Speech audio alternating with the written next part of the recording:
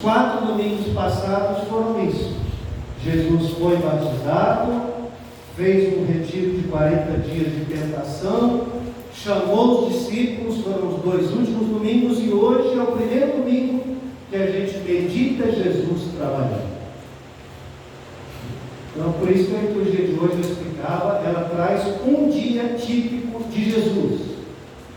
Mas se eu perguntasse, por exemplo, um exemplo, desculpa, e pegando vocês, vamos pegar a Amado José aqui. Um dia típico seu, como é que é? Um dia normal seu? Março, abril, por aí.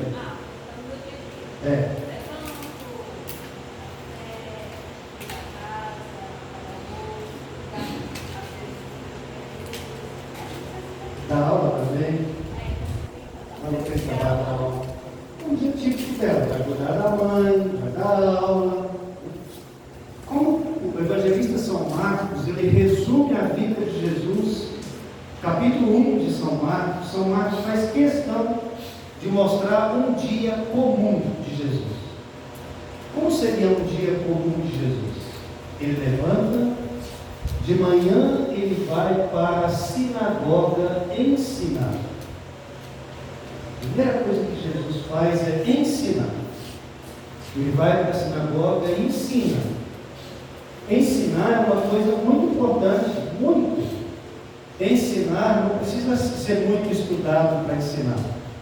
A minha mãe é analfabeta, mas ela me ensinou a respeitar as pessoas, me ensinou a amar, me ensinou a rezar. Eu aprendi todas as orações com a minha mãe. Santo Anjo do Senhor, Ave Maria, Pai Nosso.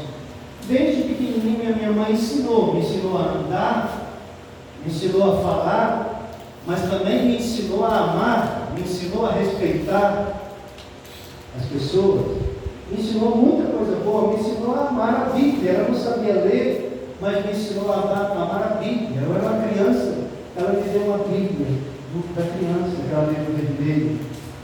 Então, ensinar, quase que a metade do dia de Jesus é ensinar.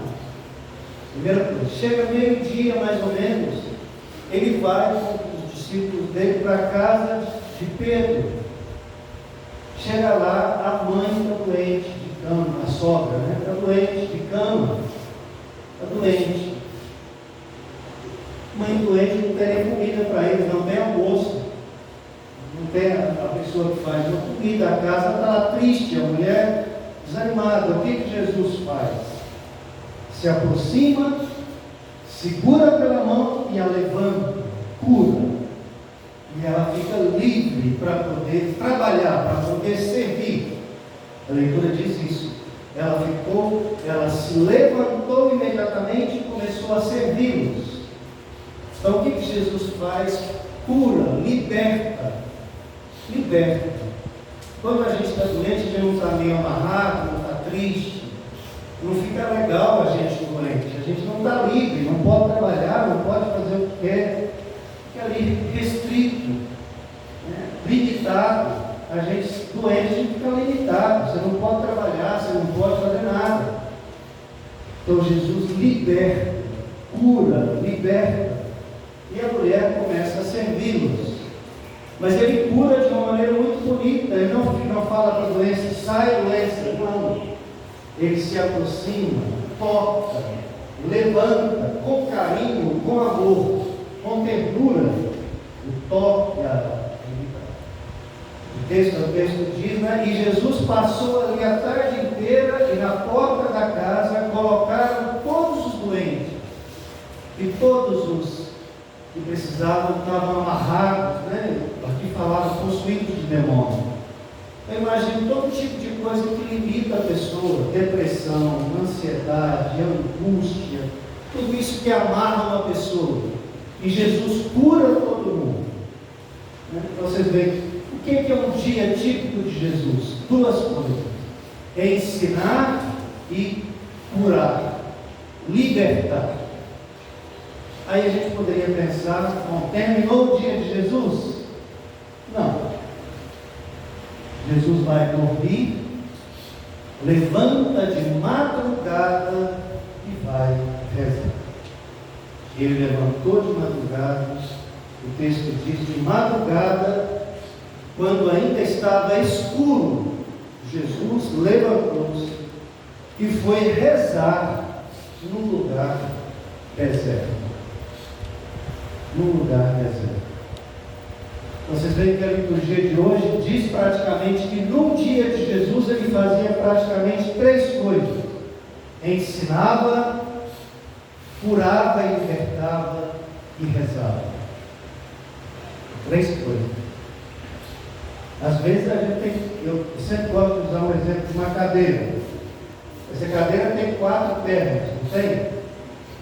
É possível fazer cadeira de 3 pernas? É sim. Eu conheço uma igreja só de cadeira de 3 pernas, muito bonita. Uma cadeira em pé atrás e 2 na frente. Dá para fazer uma cadeira de 3 pernas. Os pés podem ser um maior que o outro? De jeito nenhum. Então vou tentar usar a mesma comparação. Na minha opinião, a nossa vida tem que ter, olhando para a vida de Jesus, o dia a dia comum de Jesus tem 3 coisas: silêncio, palavra e ação. A palavra que nasce do silêncio é mais forte. A palavra que nasce do barulho é mais fraca. Quem não faz silêncio e não entra lá dentro de si, as palavras que saem de si não são tão boas. Quem faz silêncio e quem conversa com Deus, as palavras que diz são palavras que têm mais força. O silêncio é grávido de boas palavras. O barulho é grávido de más palavras. Vale a pena pensar bem nisso.